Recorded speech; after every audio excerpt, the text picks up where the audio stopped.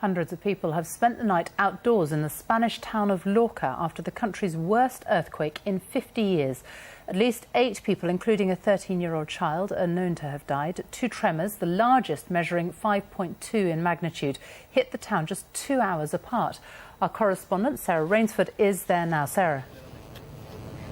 Well, this is just one of the open spaces here in Lorca where those who've lost their homes in this earthquake are being cared for by the Spanish authorities. The Red Cross is here too, and the Spanish Emergency Services. What you can see behind me is a queue that's forming, hundreds of people who've come here to get some lunch, a sandwich and a soft drink, something to see them through to the evenings. But all around town here, all over this small town, all the buildings are showing signs of the earthquake. There are piles of rubble and there's damage on almost every street here.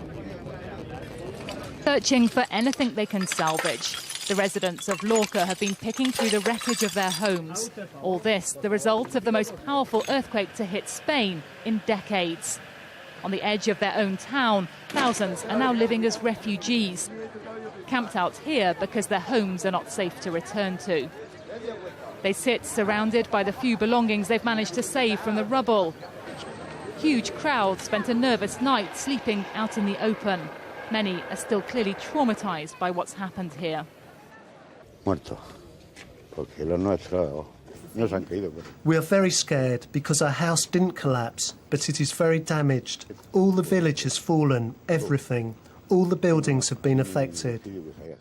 The second quake was the most powerful, strong enough to do this. The church bell tower came crashing down, just missing a reporter in the square below. All through this town, on almost every street, the scars and gaping holes left by the earthquake are clear to see. Most of the dead were killed outside as debris rained down on them from these buildings. Today, the military and police have been deployed to help with the clean-up. But officials say it could take many days, and every building here needs to be inspected before its owners are allowed home. Spain's Prime Minister has sent his condolences. He says the government will spare no funds rebuilding Lorca. But for now, its residents are out in the streets, frightened and frustrated. Well, the problem for many of these people here who I've been speaking to is that they just don't know how long this is going to go on for. They don't know how long they're going to have to live like this, out in the open.